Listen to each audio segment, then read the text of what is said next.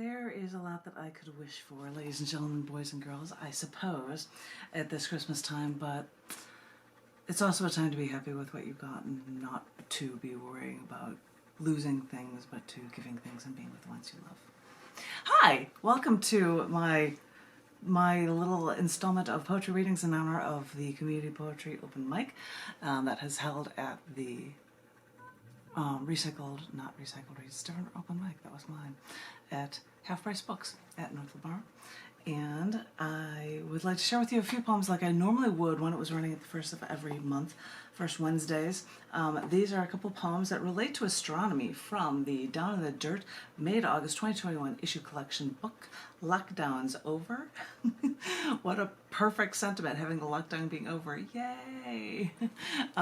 So I hope you enjoy it, and I hope you enjoyed these poems, and I hope that this enriches you guys just a little bit. This first one is titled Europa and Ganymede Calling.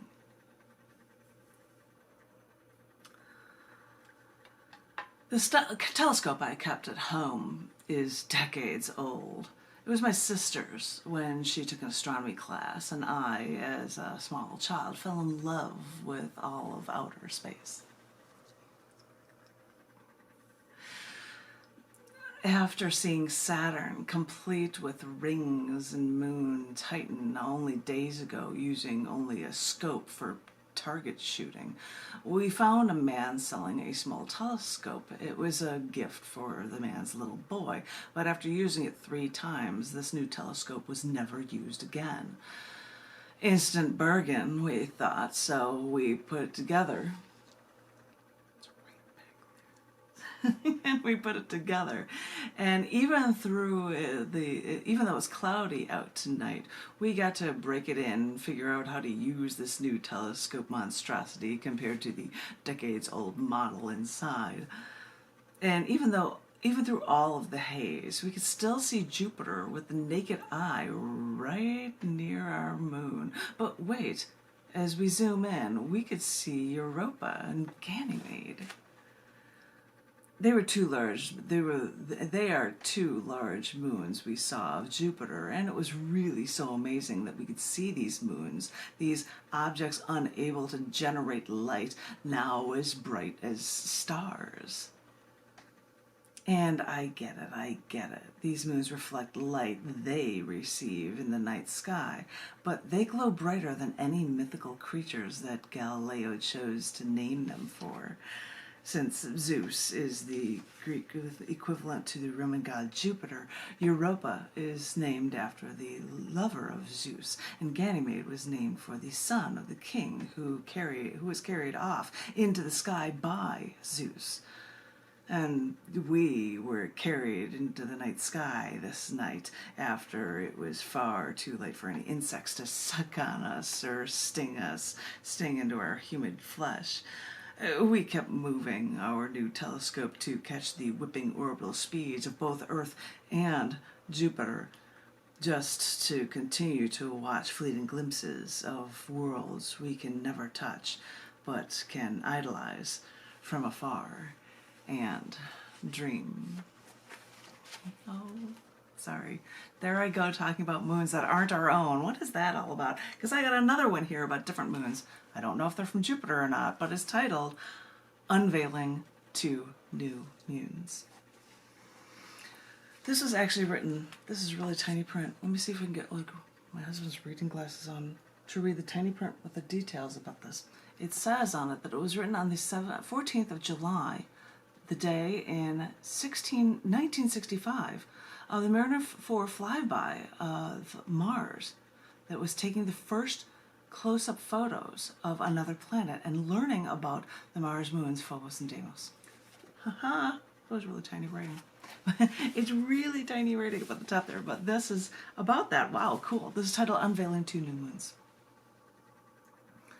We look up to the stars and we reach out in any way we can imagine so we can learn everything there is out there. If the best way to do that is to send an unmanned spacecraft to the near planet to do a flyby and snap a few photos, then, well, that's what we'll do. We'll ship our ship to our nearest sibling and finally see that red planet, Mars. And what a view it was. It was our first chance to learn about an entirely new world, not so far away in our little corner of this galactic universe. This journey, these photos, whet our appetite and gave us a glimpse of what more we could learn. And that ship, its future study brought into our focus to more moons to unravel, discovering Phobos and Deimos, two tiny orbs with the opposite fate of our own moon. And now, these two moons were asteroid-sized and spin so close to Mars that we could barely see them. In mythology, Phobos is one of twin sons of the god of war, Ares, Mars in Roman, and of these brothers, Phobos means fear, Deimos, flight. Not unlike our moon, these moons do not fear their planet, as our moon's orbit pulls the moon away from Earth every orbit. These Mars asteroid moons actually pull closer to Mars. So their fate will eventually be an epic collision with Mars that probably in their past took them in. So as much as we like learning about everything from asteroids to moons, it's sad to know that after we've learned of these beautiful little gems, we know they'll eventually be gone. So the only choice we have is to continue to look and continue to learn everything we can about these two precious Mars moons before they're gone. Well, we'll learn about them before they're gone while we still have some time and we have the opportunity to find more out about these things to fall for. I got two more for you guys. Holy cow, this is crazy. I hope you're liking the Santa's hat. I'm going for as much Christmas as I can. Sorry guys, I hope this is cool for you guys. From the Down in the Dirt book, Lockdown's Over, two more astronomy themed poems for you. This, I got a short one and a long one. I'm going to do the short one first. Sorry, just because I said so. This one is titled Vastness of Just the Right Moon. And once again, I've got a 6-point font that I'm going to try to read. Written on the 9th of July in 2019. The day Saturn is closest and brightest to Earth, because Saturn is opposite the Sun, as seen from Earth. Pick these days and you find amazing things to write about. This is Vastness of Just the Right Moon. Some say they're in love with our moon. It locks our tides and regulates our weather. This conglomeration of rock was once derived by a collision into Earth, Mach 1.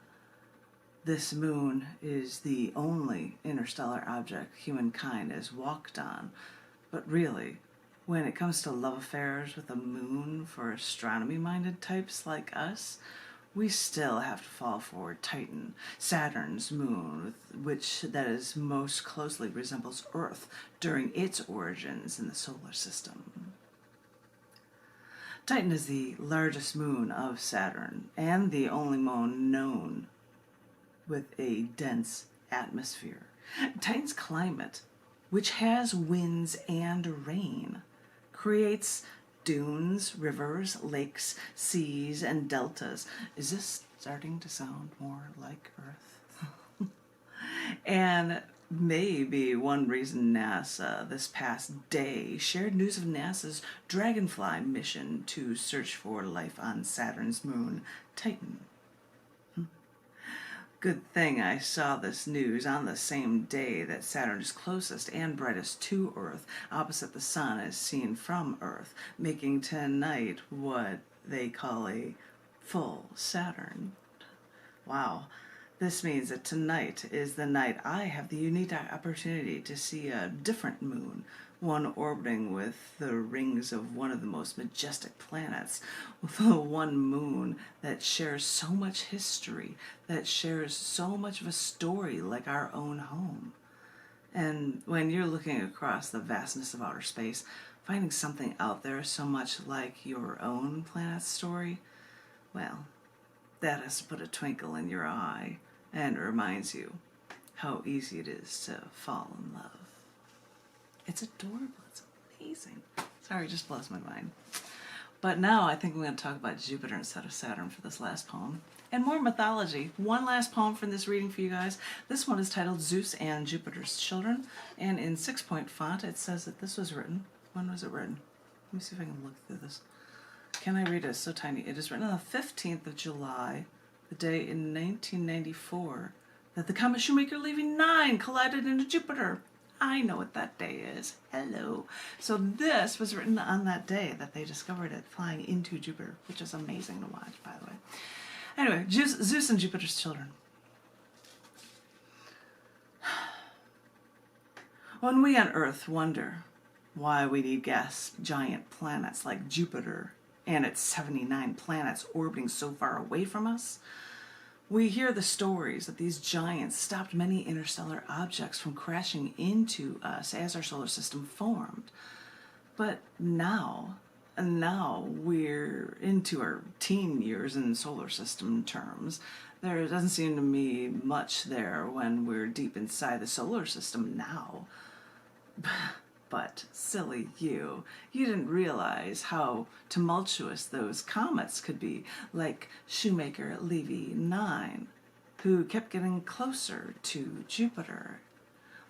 Back in '92, it flew extremely close to that planet, within the orbit of Jupiter's innermost moon, Metis, flying so close that it could destroy a moon inside a planet's Roche limit.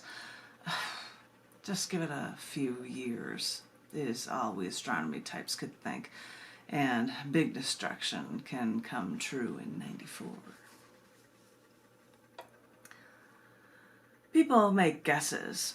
What if an interstellar body was on a crash course with Earth?